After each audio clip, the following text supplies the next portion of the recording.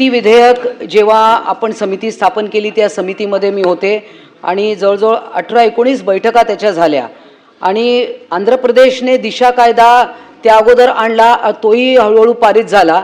परंतु शक्ती विधेयकाबद्दल सतत आम्ही विचारणा करत होतो. त्याचं स्पष्टीकरण आज माननीय मुख्यमंत्री महोदयांनी केलं आणि खरं तर अभिमानास्पद आहे की जे केंद्राकडून राहून गेलं, दोन गोष्टी ज्या BNS आणि BNSS मध्ये इन्क्लूड नाही आहे ते आपण शोधून काढून, आपल्या डीजींची जी समिती होती त्यांच्या अध्यक्षतेखाली त्यांनी शोधून काढून या दोन गोष्टीचा समावेश त्याच्यामध्ये केला.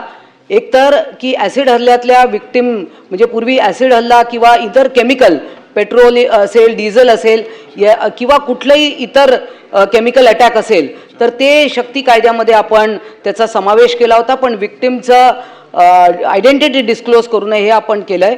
आणि दुसरं की जसं आता याबद्दल बोलणं की sexual advances through various means, electronic असेल किंवा सोशल माध्यमातून असेल, तर हे देखील त्याचा समावेश आपण केला.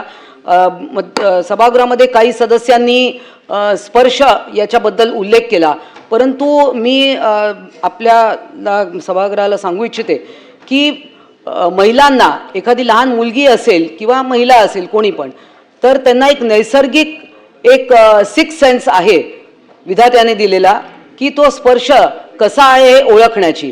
लहान मुलींना देखील 3-4 वर्षाच्या मुलीला देखील ते कळतं आणि त्यामुळे गर्दी गचडीत झालेला स्पर्श किंवा अनावताने किंवा विदाउट एनी इंटेन्शन हा वेगळा विषय.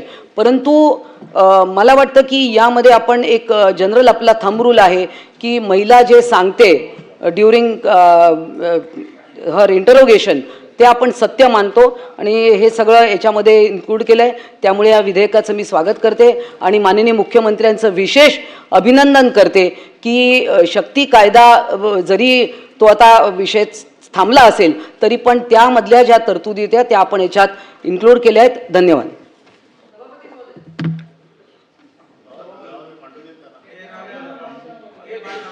उमाताई खापरे. सभापती महोदय, मी खरं पाहिलं तर स्वागत करायलाच इथे उभी आहे. सभापती महोदय, हा जो शक्ती कायदा आहे त्या शक्ती कायद्याच्या संदर्भामध्ये आज इथे विधायक आलेला आहे. सभापती महोदय, ह्यामध्ये जो चर्चेला विषय आला की शरीर स्पर्श ह्या माध्यमातून जो चर्चेला विषय आला आणि खरंच पाहिलं तर आताच मनीषाताईंनी पण सांगितलं की हा सेन्स एक महिलांमध्ये असतो आणि त्या माध्यमातून ह्यामध्ये जर सुधारणा करायची असेल तर त्या संदर्भातली माननीय मुख्यमंत्री करतीलच, परंतु हा विषय ह्याच्यात असला पाहिजे. आणि मी खरंच मुख्यमंत्री साहेबांचे धन्यवाद मानते की त्यांनी हे विधेयक सुधारणा करून इथपर्यंत आणलेलं आहे.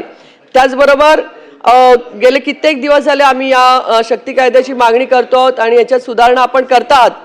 त्याचबरोबर आपण लव जिहादवरचा जो आणलेला जो कायदा आहे त्या संदर्भात पण मी माननीय मुख्यमंत्र्यांचे धन्यवाद मानते. धन्यवाद.